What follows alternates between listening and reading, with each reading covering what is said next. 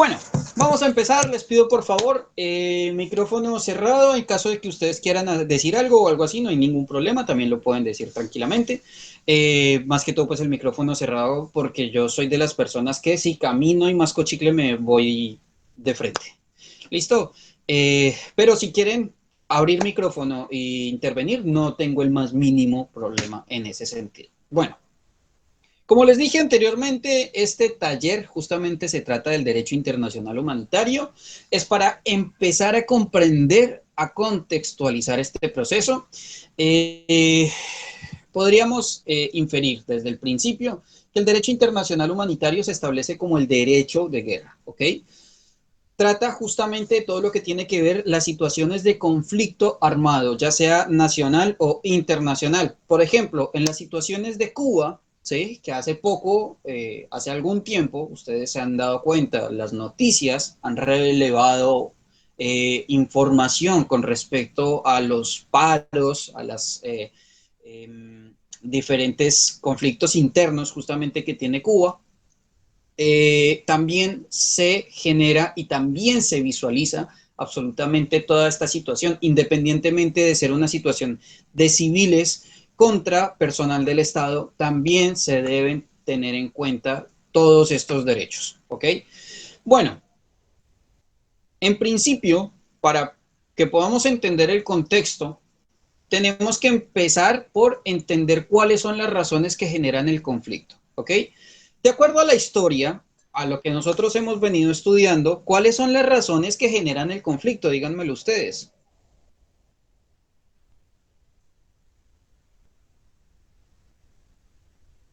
¿Quién me lo puede decir? El que quiera puede abrir el micrófono y ir hablándolo. ¿Quién tiene idea? Cuestiones, cuestiones políticas, Cris, Sí. económicas, como ahí dijo Rocío. Bien, intereses de terrenos también lo dice, políticos, económicos. Me hace falta uno que es bastante importante.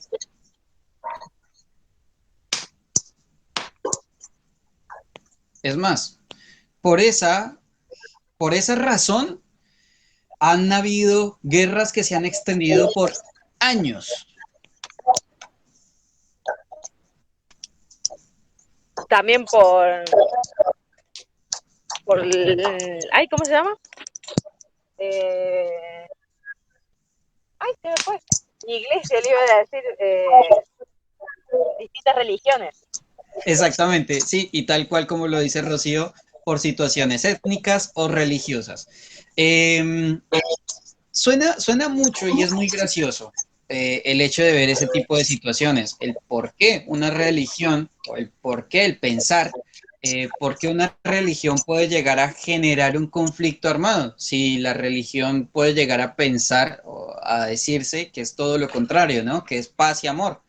Eh, en realidad, justamente lo que se ha visto es que dentro de diferentes culturas, la religión ya pasa a ser una situación tan vivida y tan real que todos sus contextos, o sea, que toda la situación y toda la reglamentación pasa a ser completamente sagrada, ¿sí? Cuando esta situación se genera, o sea, se sacramenta, por así decirlo, como es la Torah,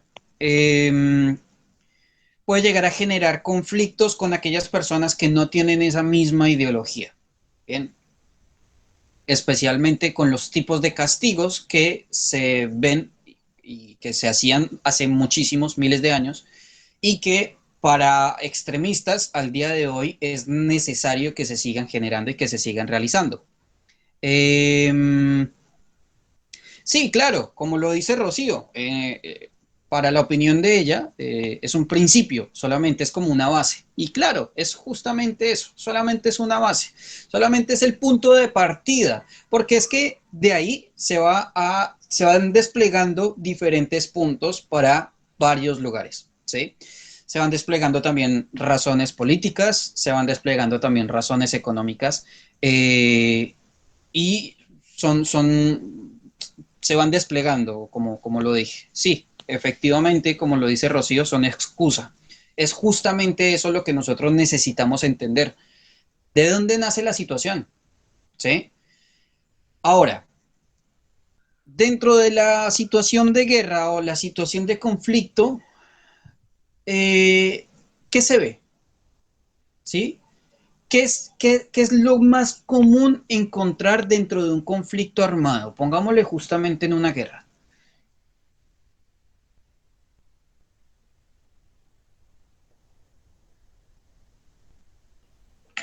Piénsenlo ustedes, medítenlo.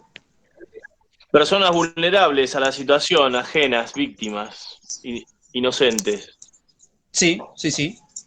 Bien, bueno, una de las cosas, dentro de las cosas que dice Rocío, que dice que hay pobreza, desnutrición, gente sin hogar, niños y padres, esos los podríamos llegar a tomar también como un efecto adverso, ¿sí?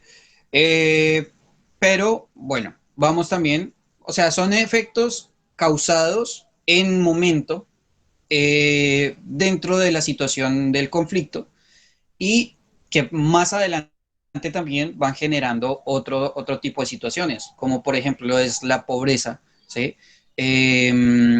Niños sin padres, huérfanos que se encuentran prácticamente sin ningún tipo de protección.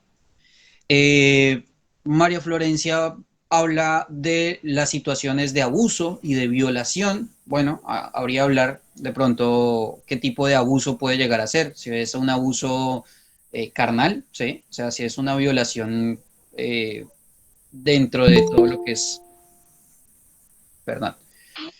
Si es un abuso, ¿a qué te refieres con abuso?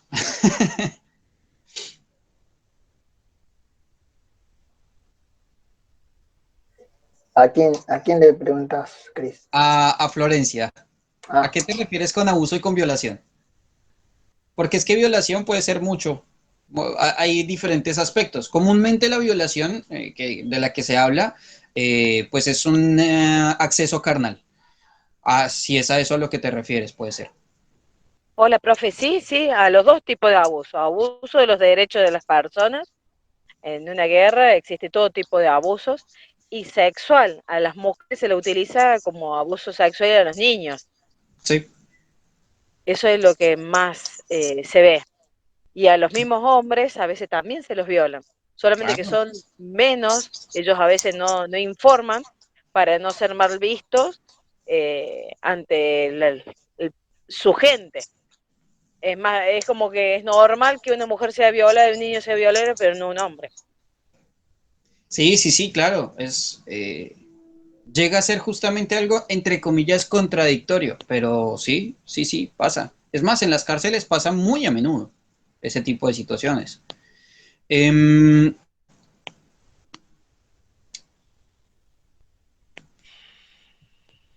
ok. Rocío comenta que vio una película en las guerras que trata de las guerras civiles de África y la trata de personas. También podríamos hablar justamente que uno de los efectos adversos que genera la guerra también puede llegar a ser la trata de personas. Otro tipo de situaciones que se vean dentro del conflicto, porque nos estamos yendo quizás un poquito más hacia el futuro, más hacia los efectos adversos que deja el conflicto. Eh, ¿Qué otras situaciones también vemos dentro de un conflicto armado? La Si quieres, falta de nosotros. alimentos, la Sí, falta de higiene, agua, eh, bueno, los hospitales a veces son destruidos, no hay un lugar para saneamiento, curaciones, eso es. no, los hospitales no se pueden destruir. Hay una convención internacional que no se puede en teoría tocar un hospital. Por eso bien, que cuando allá, hay un conflicto Eso es lo hay que se una debería. tremenda cruz roja en los techos señalando que esos puntos no se tocan. Es lo que se debería. exacto. Bueno, ahí va. Todavía no lleguemos a ese punto. Pero bueno, vamos justamente desarrollando las, eh, las ideas. Bueno, enfermedades, pobreza, esos son efectos adversos. Situaciones dentro. Ustedes piensan, por ejemplo, Profe, pónganse. Sí, dime. la deserción misma de la persona, el de huir del lugar por la misma situación de conflicto, que algunos logran huir y otros no. Tenemos migración en masa, muy bien. Esa es una de las cosas a las cuales quiero ir y que ustedes justamente ya habían visto en los últimos módulos, el tema de migración, la migración en masa justamente a raíz y a causa del conflicto armado. Esa es una de las cosas también que genera in situ, por así decirlo, en el momento, el conflicto armado. A eso es a lo que yo me refiero también. ¿Qué otras cosas también pueden llegar a generar? Ustedes ya dijeron muchos, ya dijeron algunos, es más, bastantes, ¿sí? Por ejemplo, la escasez de alimentos es una situación que llega a ser muy real, ¿sí?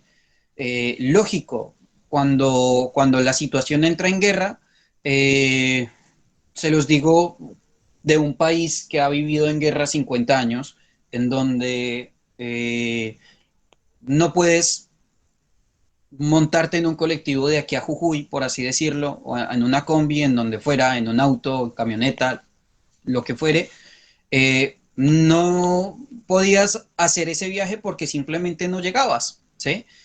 Porque durante el transcurso ibas a encontrar retenes en donde te sacaban absolutamente todo, retenes de la guerrilla, de las autodefensas o de la entidad, del grupo que fuera, o inclusive otro tipo de disidencias también podríamos hablarlo, en donde te sacaban absolutamente todo, te sacaban toda la ropa, ¿sí?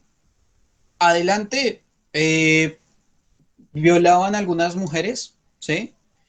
Y más adelante te sacaban y quemaban el auto y te dejaban sin absolutamente nada, ¿sí? Se los digo porque del país de donde vengo, por desgracia, fue un tiempo y bastante largo en donde la gente no se podía movilizar por Colombia, que literalmente Colombia estaba completamente tomada, unos caminos más que otros, pero era una situación muy compleja. Así que se imaginarán también que si una sola persona no podía llegar desde un punto B, perdón, de un punto a un punto B, menos la comida.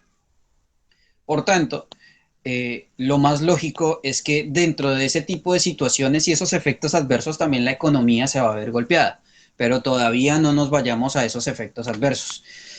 Las guerras, por lo común, duran mucho tiempo, ¿ok?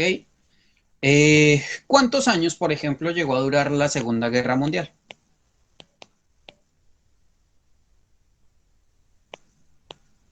¿Quién me lo dice? Más o menos, acérquense poquito. Creo que unos 5 años, 5 o 6 años. Suele un poquito. Ah, ok, ok. Pensé que era del 42 al 47. Fue el tiempo más álgido de la guerra, si bien, pero la situación en realidad fue mucho antes, porque ponele que desde el 38 fue la situación ¿cómo es que se llama? El La 39. noche de los vidrios rotos, en el 38, así que fue un poquito antes inclusive.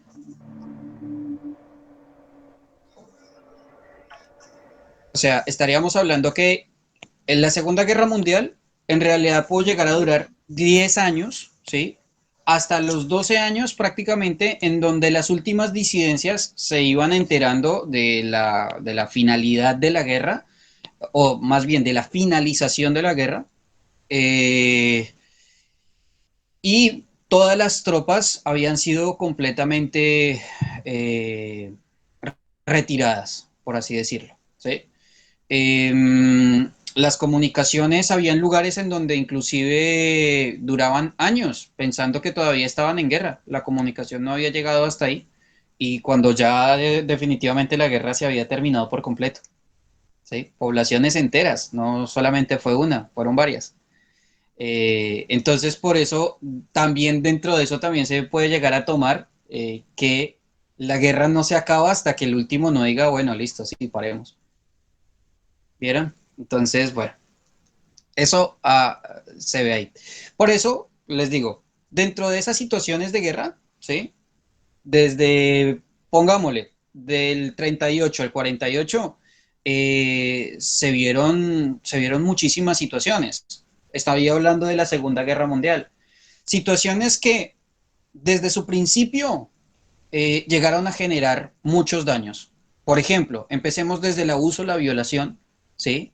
El daño directamente a las personas. Ahora, esa situación dentro de la misma guerra también generó efectos adversos para más adelante. Ahora, hablemos a nivel psicosocial, ¿cuál es esa situación de efecto adverso a la comunidad en general?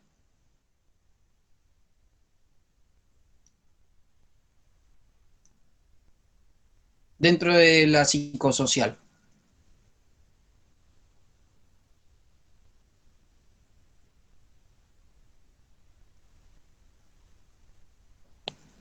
¿Quién me lo puede decir? ¿Quién lo piensa? ¿La venganza, por ejemplo? ¿Creerían ustedes? ¿Podría ser? El hecho de me hiciste daño, ahora yo te lo voy a hacer. Porque, eh, vuelvo y digo, viví una situación similar o se vivió en Colombia una situación muy similar. Yo les comento así a grosso modo, una de las personas que hoy en día justamente ha generado más daño a Colombia, lo digo por una situación histórica, no lo comento, ojo, y lo dejo muy en claro, eh, no por una situación personal ni nada de este tipo de cosas, lo comento solamente a nivel histórico. Uno de los expresidentes justamente que ha generado mayores, ¿cómo lo diría yo? Eh, como mayores emociones negativas, fue uno de los últimos presidentes de Colombia. Resulta que este señor cuando entra y cuando llega a la presidencia de Colombia, nosotros ya teníamos cerca de 40 años de guerra, 42 años de guerra atrás, y este señor entra y empiezan a matar absolutamente a todos los guerrilleros, ¿sí?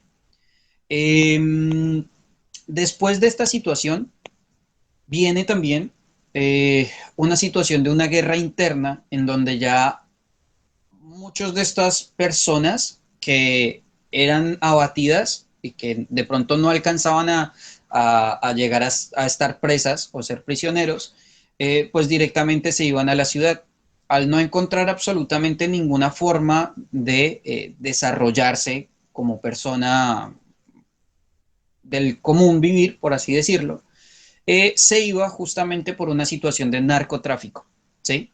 Podía ser de narcotráfico, podía ser secuestros, podía ser extorsiones, podían ser fleteos, podrían ser cualquier cantidad de modo eh, negativo, por así decirlo, para poder solventarse a sí mismo y a su propio grupo disidente.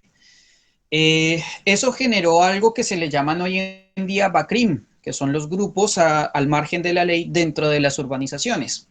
Ahora, eso genera mayores daños aún. ¿Por qué? Porque ya no se encuentra una situación de conflicto armado dentro de la selva en donde prácticamente la población civil se encuentra a salvo, sino que ya tendríamos una situación de guerra interna pues dentro de una ciudad, en donde ya las situaciones son completamente diferentes. El campo de guerra ya no llega a ser el mismo. Por tanto, los procedimientos tampoco son los mismos. Uno de los efectos adversos justamente que ha dejado el conflicto interno dentro de Colombia ha sido justamente el narcotráfico, que por medio justamente del narcotráfico, las diferentes disidencias y diferentes organizaciones se han dado cuenta que son las mejores formas, por así decirlo, de solventarse, ¿bien? A nivel económico y que les da no solamente armas, y todo el dinero que necesiten, sino que les da contactos, les da muchas otras cosas a nivel internacional. Vuelvo con el tema justamente de este señor vicepresidente, presidente o expresidente ya, eh, que en su momento dio permisos para que inclusive desde el mismo aeropuerto internacional salieran aviones cargados, llenos de cargamento a otros países tales como México y Estados Unidos, principales compradores de ese tipo de situaciones, o de ese tipo de drogas más bien.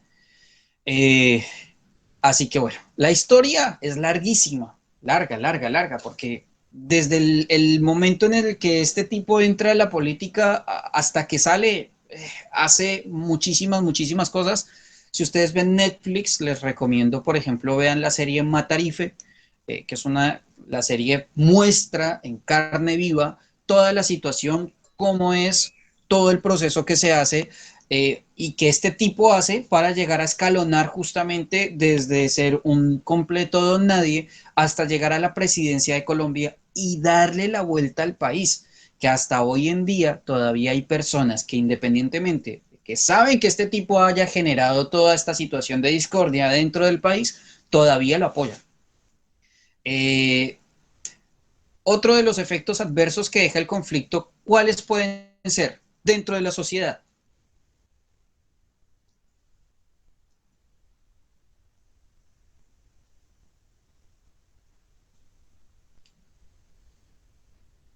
El miedo, la parte psicológica, el Ajá, estrés. sí, sí, sí, tal cual, tal cual. Dentro de eso, por ejemplo, yo me acuerdo que yo vivía en un lugar lejano de Bogotá, Bogotá, capital de Colombia, ¿no? Más o menos 30 kilómetros, pónganle ustedes. Y cuando estallaban los carros bomba, o los autos bomba, en Colombia, mi papá siempre trabajó en Bogotá. Entonces, en ese tiempo no teníamos celular, no teníamos forma de comunicarnos. Y me acuerdo una de las ocasiones que más me preocupé porque el autobomba que estalló fue a unas cuadras solamente de la oficina en donde estaba mi papá. Entonces se imaginarán el terror y el temor que a nosotros nos generó el hecho de saber que había sido un autobomba, un atentado frente a las oficinas gubernamentales y él vivía o trabajaba en una región muy céntrica del país, de Bogotá, y pues toda esa situación a nosotros, a mí, pues, en lo personal, me generó muchísimo estrés y muchísimos miedos, que hasta el día de hoy inclusive todavía como que existen algunos de esos miedos. Ya después, bueno, se han ido manejando de diferentes formas, pero al día de hoy todavía existen esos miedos de autobomba y todo eso. Aquí existió uno que fue en la AMIA, que fue durísimo y fue súper grave y murieron muchas personas. En Colombia no le tengo la cuenta. Han sido muchos, cientos, cientos. Hasta bicicleta, hasta burros bombas, si les digo. O sea, le metían pólvora a lo que fuera, solamente para Profe, llevarlo. Dime. yo tengo la idea de que, no sé, yo me imagino, así como justamente estaba pensando en el tema de AMIA acá, de AMIA en la Argentina, Sí, pero yo creo que en Colombia, a veces miro la tele, hay programas colombianos y da una apariencia de que hay una sociedad que la está pasando muy bien y también está otra parte de la sociedad que la está pasando muy mal. Creo que eso está muy bien marcado, sí, como sí, que sí. hay un sector que lo tiene todo y está el otro que no tiene nada directamente. Sí. Bueno, no la creas, igual también para nosotros en Colombia pensamos en Argentina y vemos a Argentina supremamente bien armada. Es más, Argentina para nosotros es el Francia de Colombia, o sea, y Buenos Aires es el París. Todo está completamente súper bien armado, súper bonito, no hay pobreza, los índices son completamente bajos, no existen, por ejemplo. Y cuando llegas acá y empiezas justamente a estudiar y a tocar, en mi caso, por ejemplo, porque hay muchos extranjeros que llegan aquí a Buenos Aires y pues se quedan en Buenos Aires y no conocen de pronto situaciones externas o de regiones alternas, ¿sí? Regiones lejanas. Por ejemplo, entiendo que en Jujuy hay una pobreza extrema, bastante fuerte. En Chaco mismo también. Tienen Sí, una situación de exactamente, pobreza.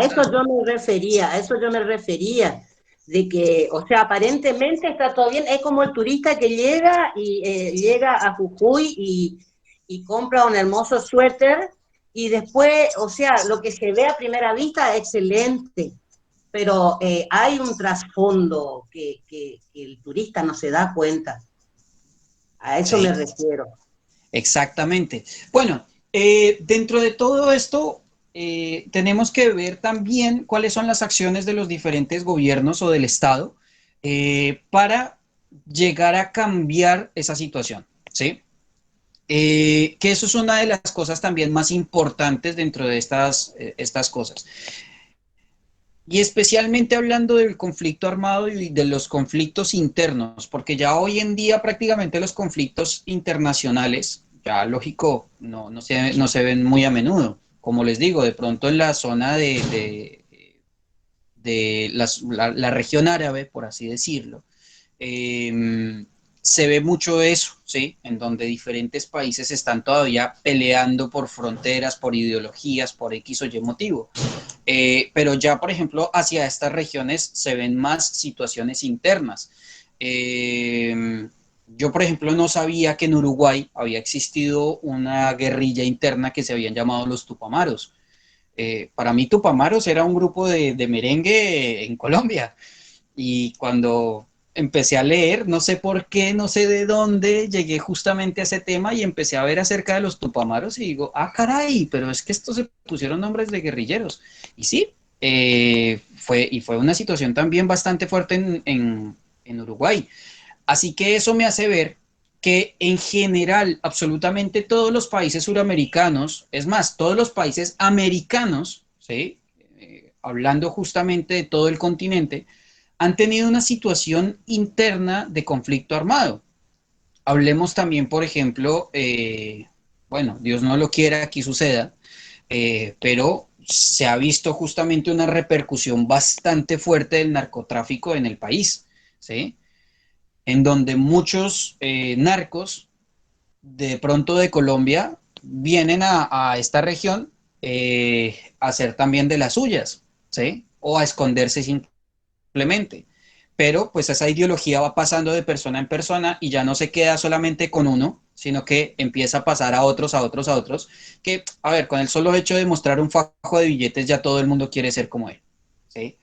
Y esto, aunque nosotros lo veamos de una forma completamente alterna, también es un efecto adverso del conflicto armado. Como les digo, el narcotráfico queda justamente como una cuestión adicional del conflicto armado. ¿Qué otra adicional del efecto, qué otro efecto adverso del conflicto armado ustedes consideran que puede llegar a haber? Que podríamos llegar a hablar al respecto.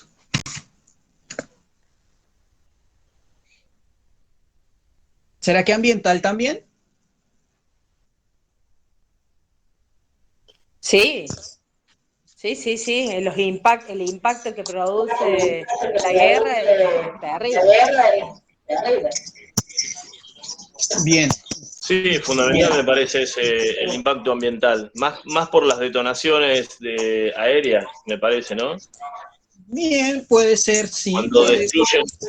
destruyen, cuando destruyen edificios, todo lo que es cloacal, me parece, ¿no? No he estado en un evento de eso, pero me imagino que se desarma un montón de sistemas. Sí, sí, sí. Locales, a nivel local, de pronto el ambiente y el ecosistema puede llegar a sufrir. Pero un poquito más a nivel general, ustedes de pronto cómo lo verían a nivel ambiental. ¿Ustedes se acuerdan del manual Esfera, por ejemplo? Y no sé, o sea, ¿por qué viene el manual Esfera a esta situación? Y, y por los mismos impactos ambientales que produce una guerra. Por ejemplo, si tienen una bomba o contaminan un lago, mueren todos los animales. Sí, bueno, tengamos en cuenta que muchas guerras biológicas todavía no han habido y ojalá no las haya.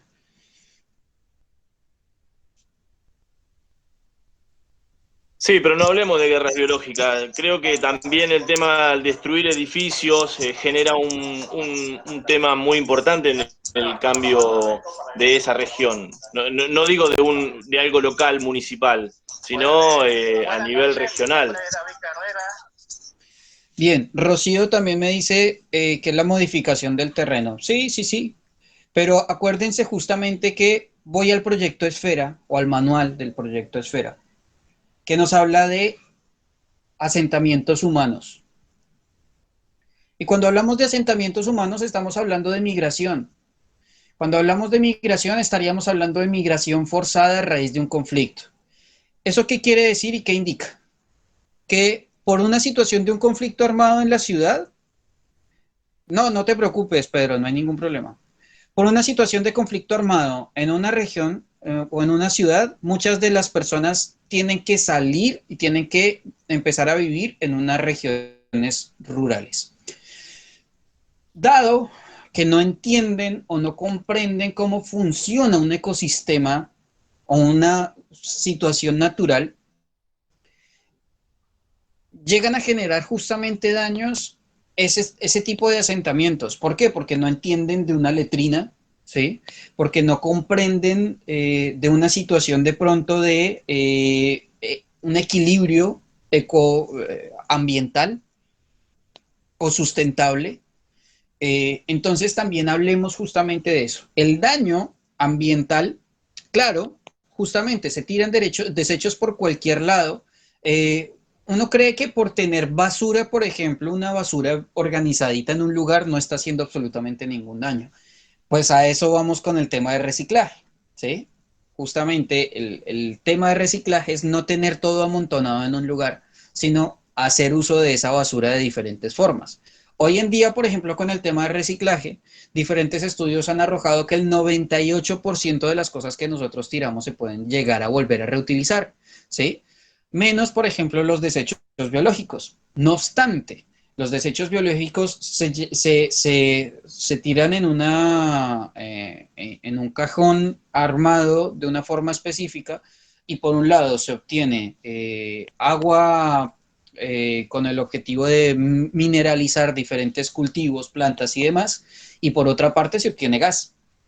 Entonces, de ahí, desde ese punto, prácticamente podríamos decir casi todo lo que nosotros generamos, los desechos del ser humano, pueden llegar a ser también diferentes formas para reciclar. Entonces, hoy en día nosotros vemos, por ejemplo, una situación, o sea, vemos los botaderos, los vertederos de basura que están a más no poder.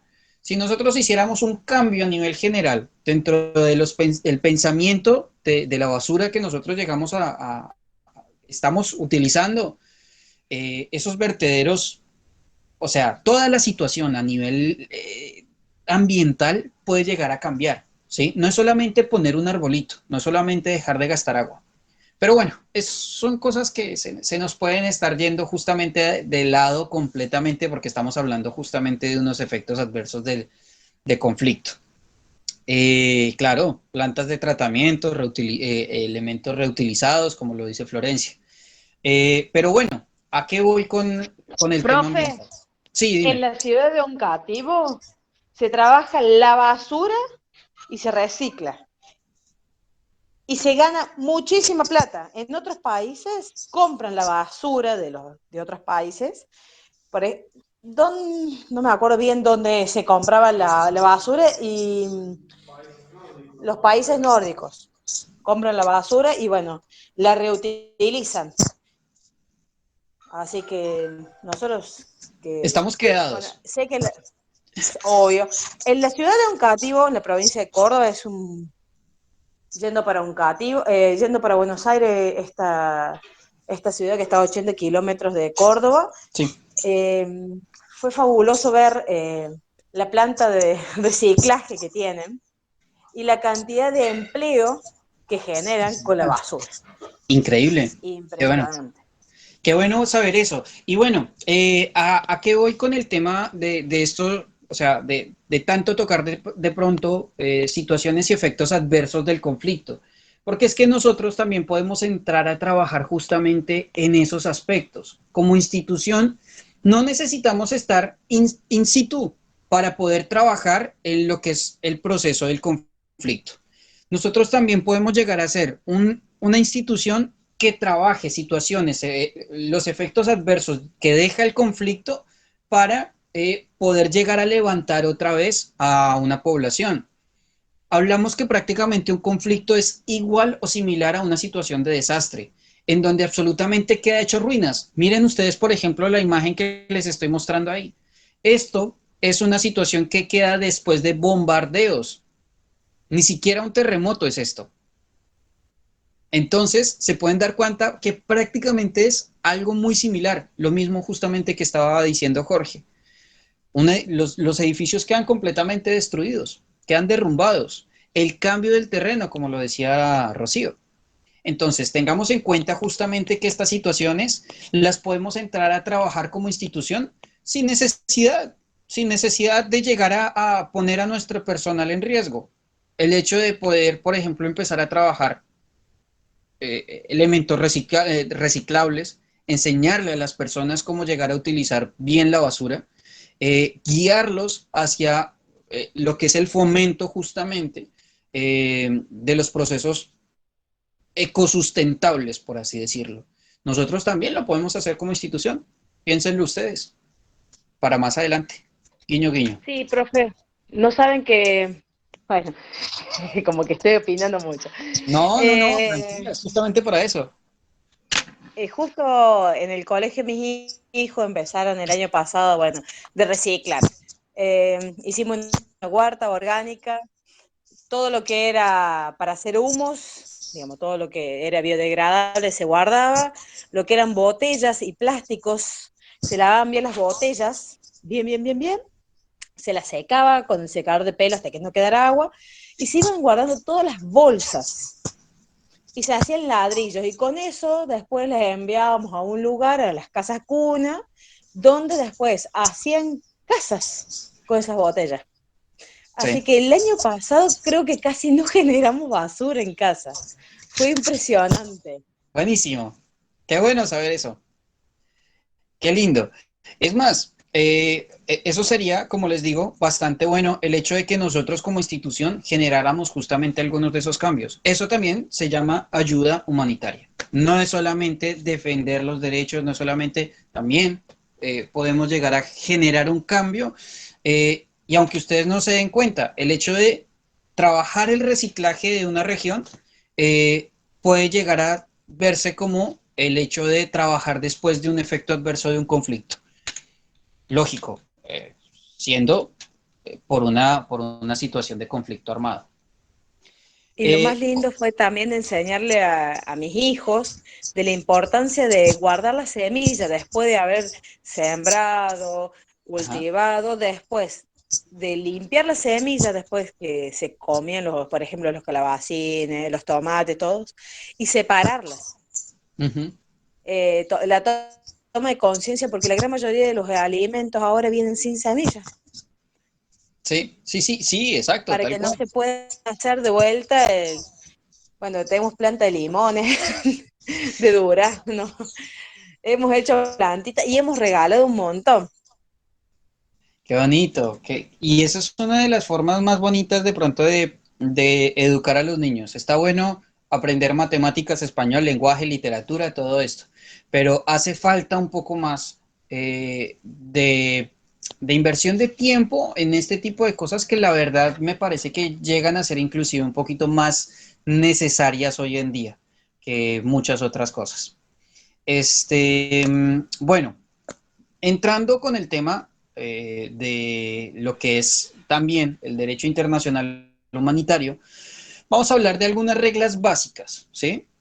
Esto a base de varios tratados que yo les voy a estar pasando, les voy a estar compartiendo ahora. Por favor, recuérdenme, miren, nadie me pidió ni me recordó el tema de Insaraj, ¿sí? Creo que una persona, creo que fue Gabriel, no estoy seguro, pero me recordó, y justo en ese momento no estaba acá, se me pasó por completo el hecho de compartirles las normativas INSARAC, los volúmenes. Entonces, nada, ya sé que tengo que compartir con ustedes una cantidad de material impresionante. Pero bueno, dentro de eso, algunas normas básicas del derecho internacional humanitario. En principio, como ustedes lo ven hacia el lado izquierdo, combatir única y exclusivamente con personal y los objetivos militares, ¿ok?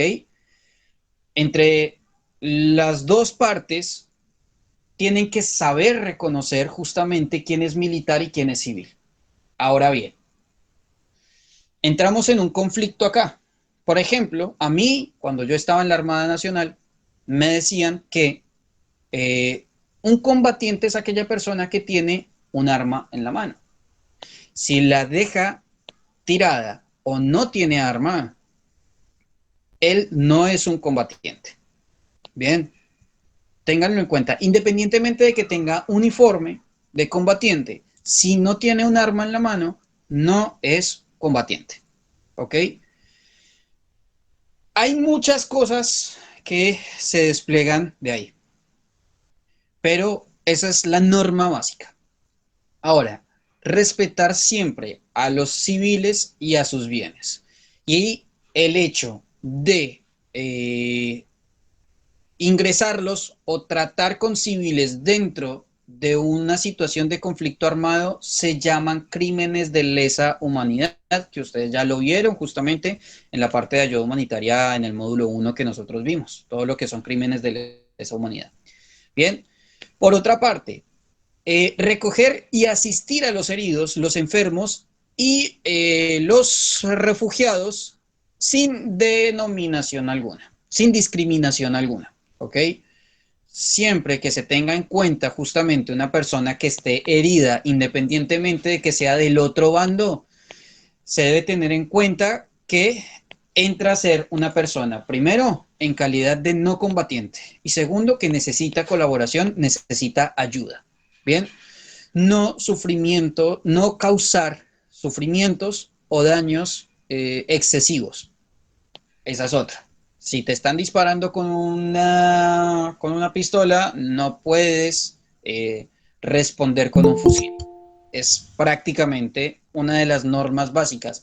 Vuelvo y digo, se pueden desplegar muchas otras situaciones divergentes prácticamente de esta situación, pero prácticamente les voy a dar un ejemplo que a mí me dijeron. Si veo, por ejemplo, una mosca, ¿sí?, que se está parando y que ya me tiene cansado, ¿con qué lo voy a matar? ¿Con un matamoscas o con una granada? Pues lo más lógico es que sea con un matamoscas, ¿no? Tiene que ser completamente nivelada la acción que voy a tomar. Proporcional. Es exactamente proporcional. No atacar al personal médico, personal sanitario, ni sus instalaciones, justamente que a eso era lo que iba ahora con el tema de Gabriel, que estábamos hablando, y permitir llevar a cabo su trabajo. Bien, ahora, nosotros decimos que en muchas ocasiones esto no se respeta y es lógico, es normal. Ese tipo de situaciones no se van a ver. Es más, miren, yo respeto a los que se meten a los terremotos, a los equipos USAR, ¿sí?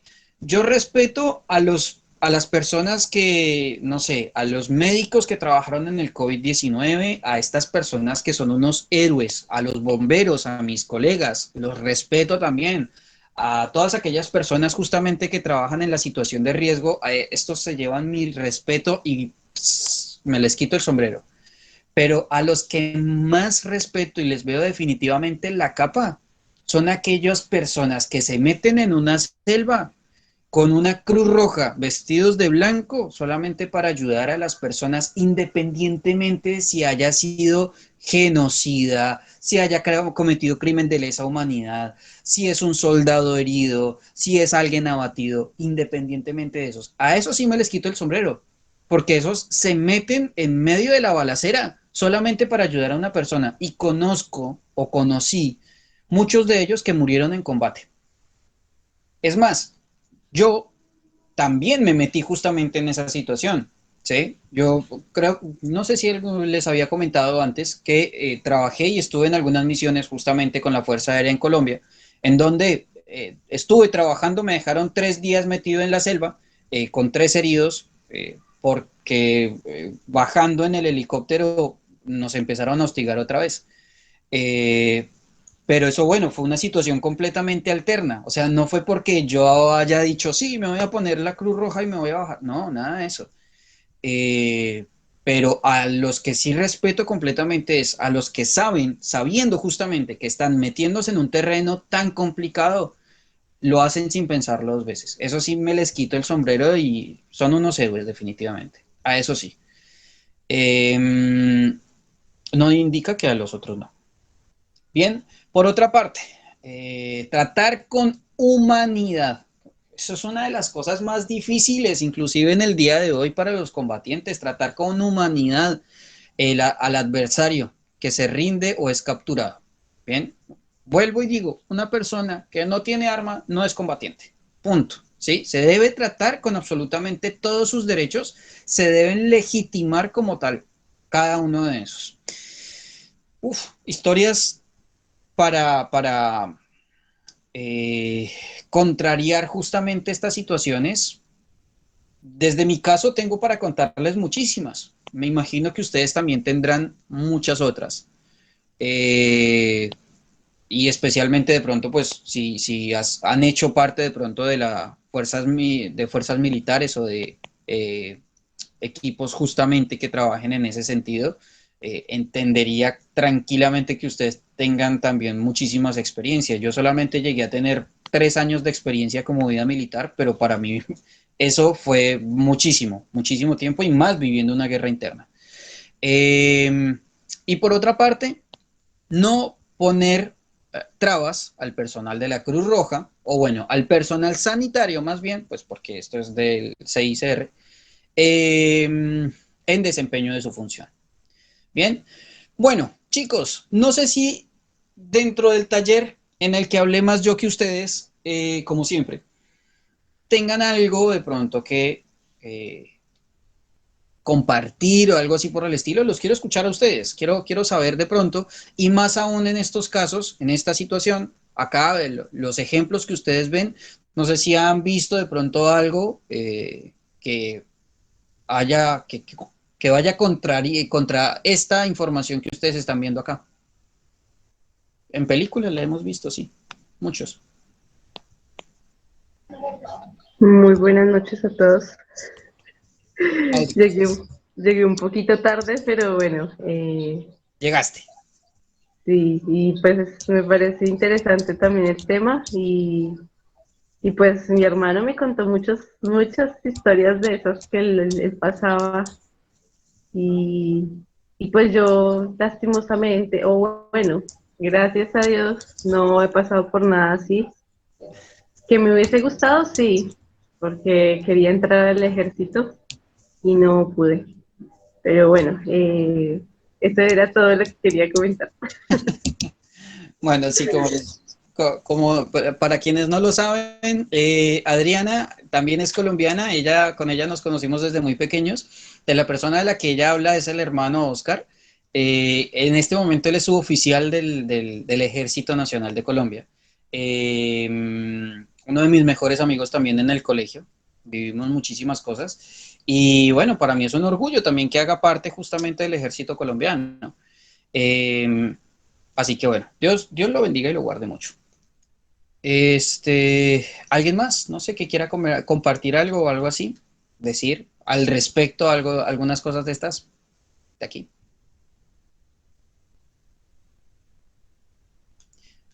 Yo siento que hay alguien ahí que se está mordiendo la lengua y no quiere decirlo. Dime, Gabriel, sí. Sí, tener en cuenta que hoy en día todos, absolutamente todo el mundo sabe que las guerras ya no son convencionales, son no convencionales. ¿A qué voy? Que cuando se despliega un cuerpo médico internacional, ese cuerpo médico internacional que es desplegado es organizado por alguien en particular. por una nación en particular. Y es normal, porque es parte de la guerra, es normal que en ese cuerpo de médicos te metan gente de inteligencia. Entonces todo el mundo sabe que cuando hay una misión humanitaria, que cuando hay cuerpos asistenciales, cuando hay médicos de Cruz Roja Internacional, lo que fuera, en el medio hay gente que realmente son militares. Por eso que a veces atacan a la Cruz Roja, a los organismos internacionales o humanitarios, porque no saben quién es, entonces atacan. Ok. Eso es lo que pasa a veces. No es que por ahí ataca por atacar, porque son médicos, vos vamos a atacar. No, no. Saben que en el medio hay gente que no son médicos. Y como no saben quién es, tiran. Sí, sí, Lamentablemente sí. es así. Pero esas son las causas a veces de por qué atacan a los Cruz Roja principalmente, ¿no? Porque hay que cuidarlos. Como les diría, porque hay que cuidarlos. Y porque justamente esa misión que va a hacer una asistencia, realmente son todos médicos, no hay infiltrados. Por eso hay que cuidarlos. Pero a veces no. A veces despliegan gente y en el grupo meten 3, 4 que van en misiones de inteligencia. De hecho, hay una rama de inteligencia, es el CIMIN, si mal no recuerdo, que es inteligencia, pero dentro de los organismos médicos. Pero fíjate cómo se va armando la guerra no convencional, cómo se meten en todos lados para hacer adelante una guerra. Sí, sí, sí. Bueno, y es Ese es el que problema, claro. ese es uno de los inconvenientes. Según dicen que es que en el amor y en la guerra todo se vale, en realidad Sí, no es tan cierto. Eh, hay muchas normas que acatar y hay muchas normas que cumplir. Lógico, como lo dice Gabriel, hay muchas situaciones no convencionales. Lo que dice Rocío, por ejemplo, con respecto a la película Diamante de Sangre, también es muy cierta, ¿sí? Se ve una situación bastante cruda como en principio la trata de personas, segundo el conflicto interno y esos intereses internos que existen por no solamente diamantes, el trabajo que se realiza con las personas, cómo se hace la explotación de las personas, es terrible y es bastante complicado. ¿Lloraste con esa película? Yo también lloré con esa película y con Titanic también la lloré. Pero todavía sigo, pobre Leo. Eh, pero les recomiendo también otra, Voces Inocentes. Voces Inocentes se trata justamente de una película de la situación de guerra en El Salvador, si no estoy mal, en donde se ve la situación de niños, cómo trabajan con niños en situación de combate. Con respecto justamente a estas convenciones de Ginebra y de todo esto, y de algunos otros tratados que se han venido trabajando a raíz de las diferentes guerras y conflictos internos, eh, se ve también un tratado muy, pero muy especial y muy enfático que tiene que ver con el tema de los niños, el trabajo y el tema de los niños como tal. Así que bueno, nada, son algunas películas que estaría bueno podernos ver y poderlos trabajar de a poquito. Sí, Cuando ustedes tengan la posibilidad de verlas, se las recomiendo. Sí. no, el trabajo de los niños en realidad viene de mucho antes, de allá, de la Primera Guerra Mundial, el trabajo de niños en el tema de las guerras. Yo fui scout y el cuerpo de scout fue creado por Baden-Powell, un capitán inglés que al no poder encontrar gente que pudiera repeler el ataque de un pueblo, se valió de entrenar a los pibes, porque los viejos eran viejos y había mujeres y lo único que quedaban eran los pibes. Entonces sale de esa situación entrenando a pibes. Ahí nace la rama del escultismo a nivel mundial, ¿no? Fue ese militar inglés. Y de hecho, la rama Scout tiene mucho de cuestiones militares. Y son todo trabajo de pibes. A través del juego se enseña a un montón de ramas. Hace como un disparador, ¿no? Aprenden a hacer nudos, a hacer trampas, a hacer refugios, a sobrevivir en algún lugar. Y todo eso se va haciendo desde los 7 años hasta los 21. Nada, era un aporte.